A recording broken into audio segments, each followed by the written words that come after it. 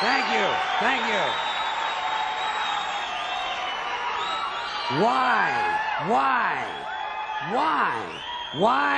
Why is it that most of the people who are against abortion are people you wouldn't want to fuck in the first place, huh?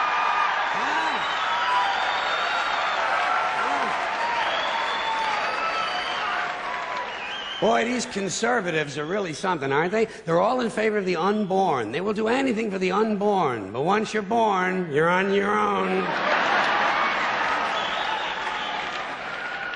Pro-life conservatives are obsessed with the fetus from conception to 9 months. After that, they don't want to know about you. They don't want to hear from you. No nothing. No neonatal care, no daycare, no Head Start, no school lunch, no food stamps, no welfare, no nothing. If you're pre-born, you're fine. If you're preschool, you're fucked. You're fucked.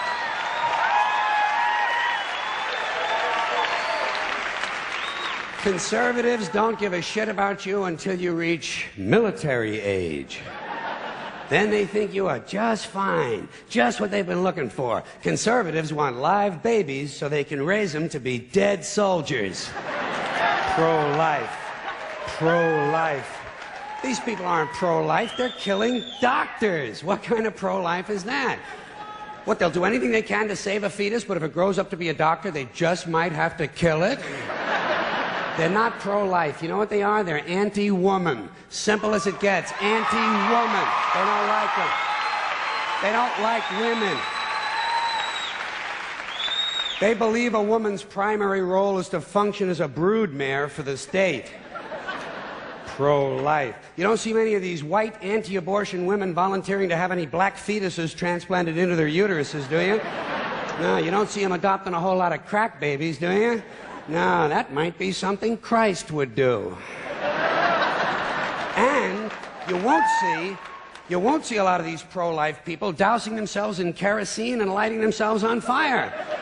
You know, morally committed religious people in South Vietnam knew how to stage a goddamn demonstration, didn't they? Huh? Hey. They knew how to put on a fucking protest. Light yourself on fire! Come on, you moral crusaders, let's see a little smoke to match that fire in your belly. Here's another question I have. How come when it's us, it's an abortion, and when it's a chicken, it's an omelet?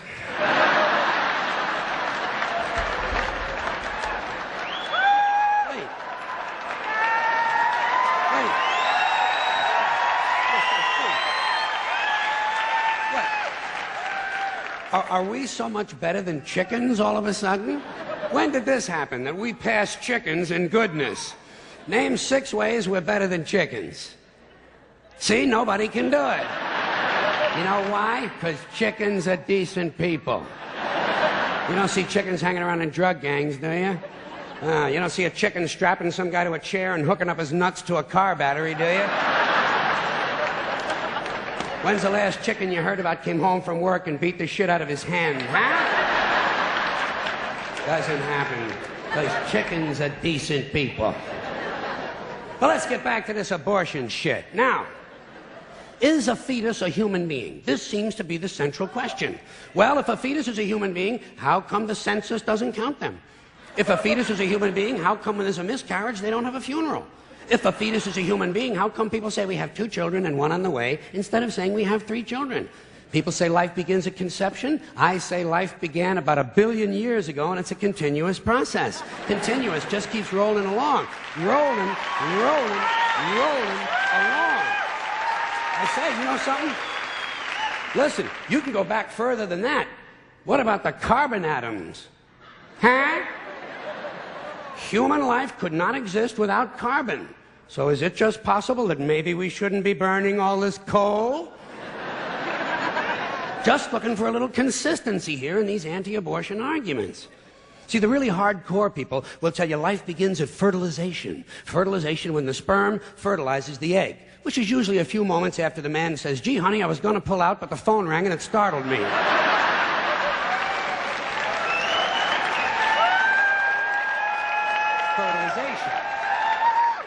But even after the egg is fertilized, it's still 6 or 7 days before it reaches the uterus and pregnancy begins. And not every egg makes it that far. 80% of a woman's fertilized eggs are rinsed and flushed out of her body once a month during those delightful few days she has.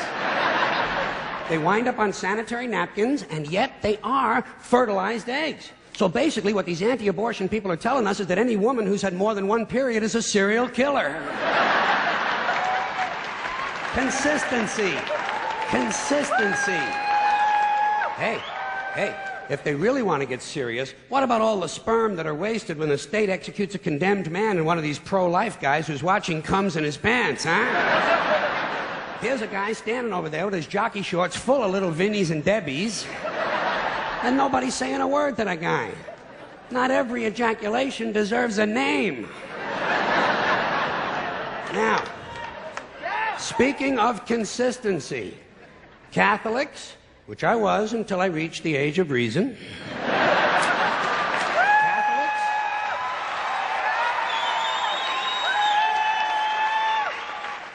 Catholics and other Christians are against abortions, and they're against homosexuals. Well, who has less abortions than homosexuals? Leave these fucking people alone, for Christ's sakes. There is an entire class of people guaranteed never to have an abortion. And the Catholics and Christians are just tossing them aside. You'd think they'd make natural allies. Go look for consistency in religion. And speaking of my friends, the Catholics, when John Cardinal O'Connor of New York and some of these other cardinals and bishops have experienced their first pregnancies and their first labor pains and they've raised a couple of children on minimum wage, then I'll be glad to hear what they have to say about abortion.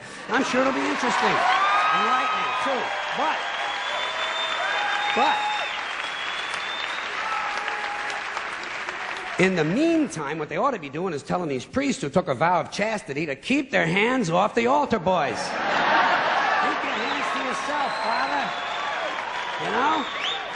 When Jesus said, "Suffer the little children come unto me," that's not what he was talking about.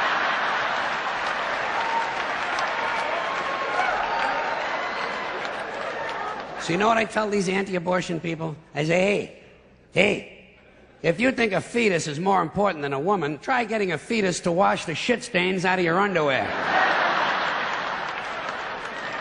For no pay and no pension. I tell them, think of an abortion as term limits. That's all it is. Biological term limits. But you know, the longer you listen to this abortion debate, the more you hear this phrase, sanctity of life. You've heard that. Sanctity of life. You believe in it? Personally, I think it's a bunch of shit.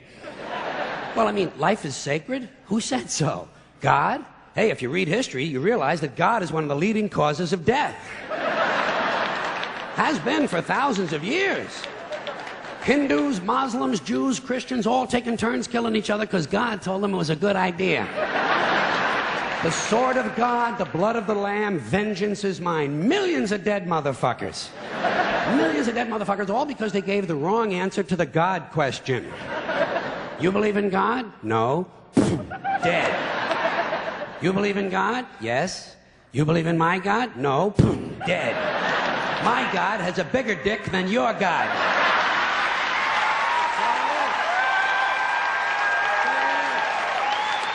Thousands of years.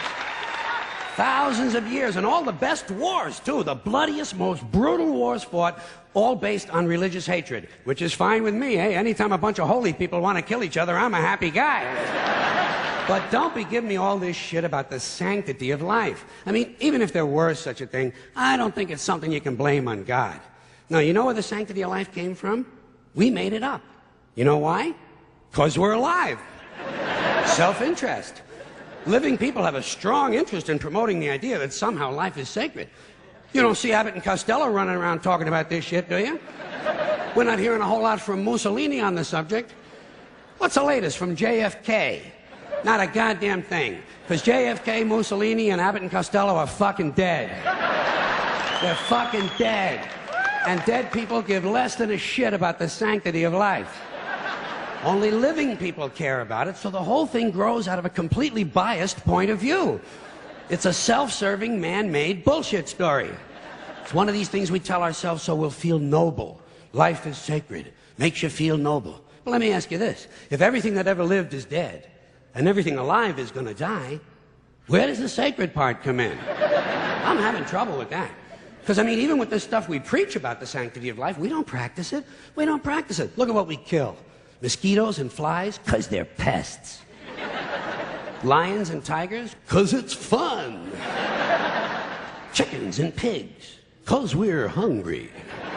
Pheasants and quails, because it's fun. And we're hungry. And people, we kill people, because they're pests. And it's fun.